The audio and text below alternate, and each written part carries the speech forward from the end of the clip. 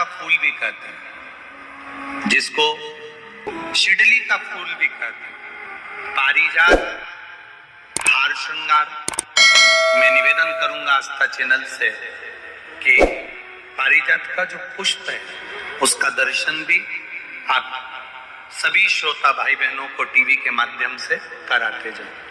जितने लोग टीवी पर कथा सुन रहे हैं, जितने लोग फेसबुक यूट्यूब पर कथा सुन रहे हैं, वो भी इस पारिजात के फूल का दर्शन अवश्य करें। और एलईडियां लगी हुई हैं, उन पर भी आप आराम से पारिजात के फूल का दर्शन कर सकते हैं। पारिजात का पुष्प, हार श्रृंगार का फूल, ऊपर से सफेद, नीचे जो उसकी डंडी होती है वो थोड़ी नारंगी होती है, संतरे के कलर की होती है, नारंगी कलर। महाराज,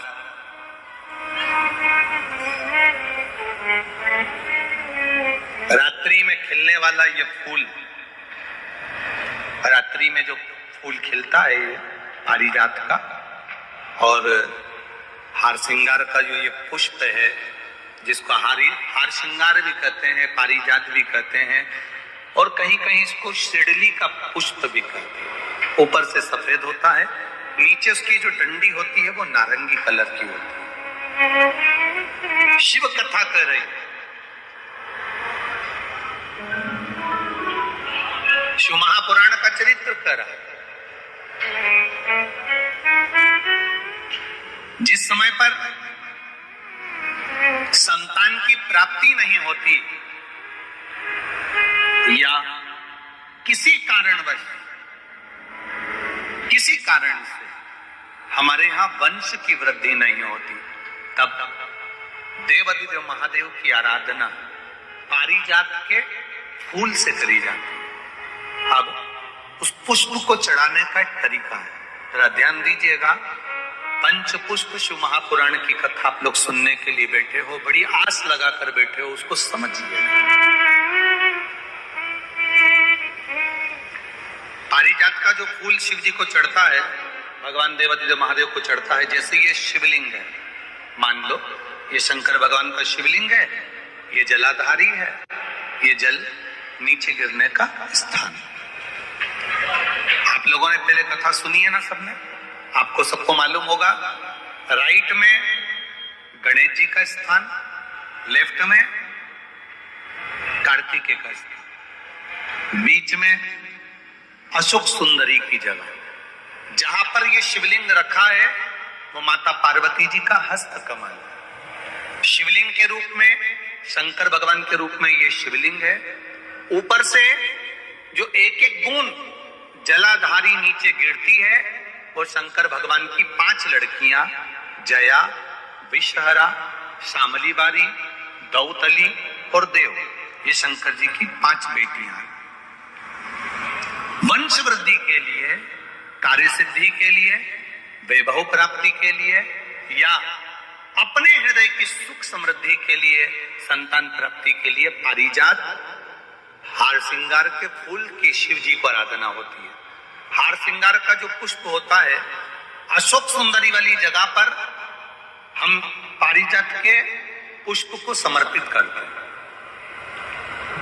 उसकी डंडी का जो मुख है वो शिवलिंग की ओर होता है जब अपन अशोक सुंदरी पर चढ़ाते हैं, और फूल का मुख इधर होता है। वापिस उसी पारिजात के पुष्प को उठाकर हम माता पार्वती जी के हस्त कमल पर, जो गोल हस्त कमल है, वहां समर्पित करते हैं। उस जगह पर माता पार्वती जी की ओर से जो पुष्प समर्पित किया जाता है, उसकी डंडी पारिजात की हमारी ओर होती है, पुष्प का मुख महादेव की ओर होता है।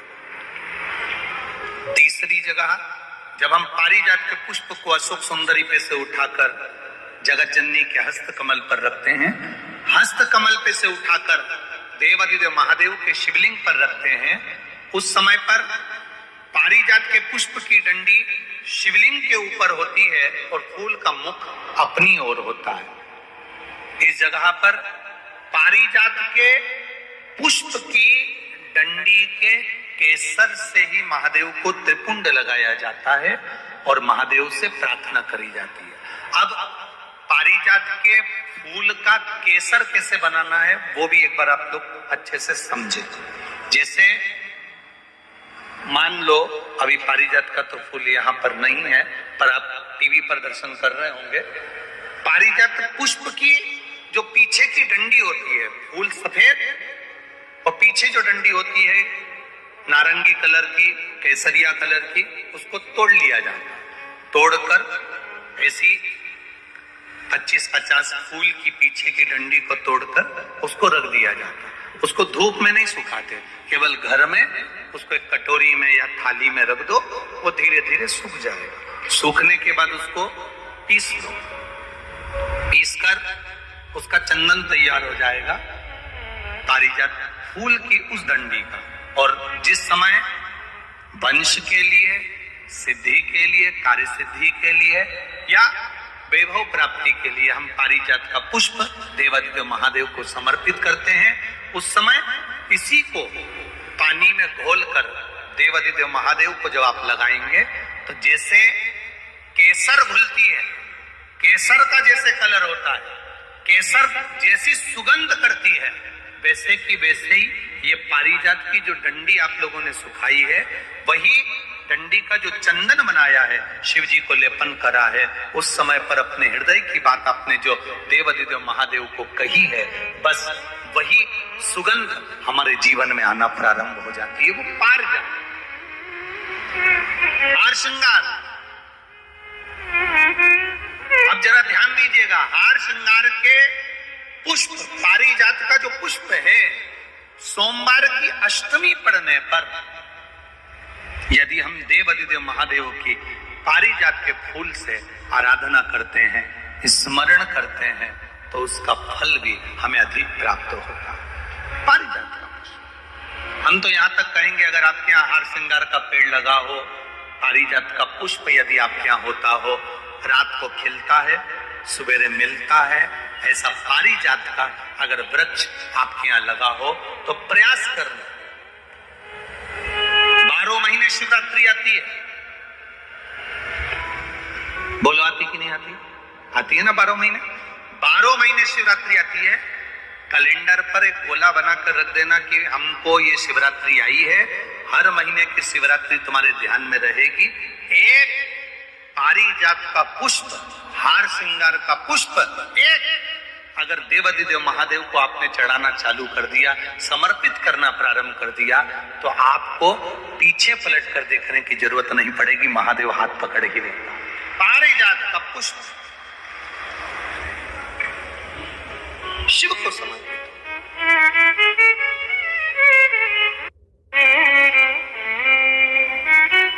सफेद कलर का पुष्प है, आप टीवी पर दर्शन कर रहे होंगे। केसरिया कलर की, नारंगी कलर की उसकी डंडी है, भगवान शिव को समर्पित। जब हम देवादिदेव महादेव को जल समर्पित करते हैं, भगवान शंकर को जब हम जल चढ़ाते हैं, उस समय पर भी भगवान को अगर तुम्हारे पास में थोड़ा सा पारिजात की जो डंडी है सुखाई है, आपने पारिजात फूल के नीचे की जो डंडी है उसको तुमने सुखाकर अगर चंदन बनाया है, तो वो चंदन आप प्रतिदिन भी देवादिदेव महादेव को समर्पित कर सकते हो। पारिजात पुष्प।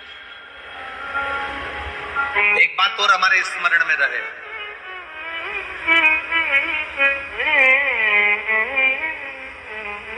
भगवान शिव को जो ये 5 तरह के पुष्प समर्पित करे जाते हैं, इन पुष्पों की डंडी जो पीछे लगी होती है, इसको तोड़ा नहीं जाता शिव जी को चढ़ाते समय। इसका स्मरण आपको रहे।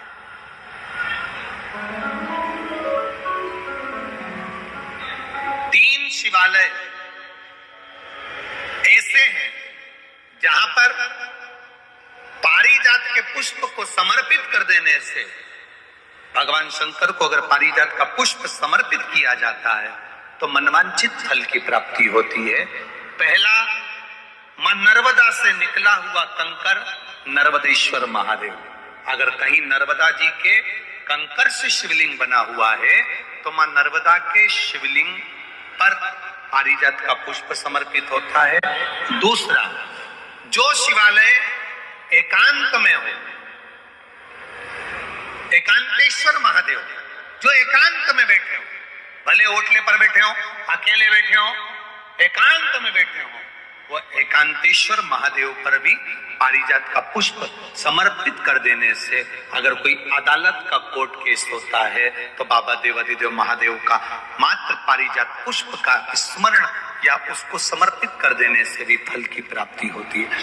तीसरा, ऐसा शिवालय जो नदी के तट पर हो, सरोवर के तट पर हो, कुंड के तट पर हो, बावड़ी के तट पर हो, कुएं के तट पर हो। आप सब लोग तो ग्रामीण क्षेत्र के निवासी हैं और जितने लोग भी कथा सुन रहे हैं आस्था चैनल पर, फेसबुक, यूट्यूब पर, सबके स्मरण में होगा, पहले हमारे जो पूर्वज होते थे वो कुआं बावड़ी के पास में शंकर जी का शिवलिंग रख देते थे। ध्यान में होगा, जिसको स्मरण में होगा उसको मालूम होगा।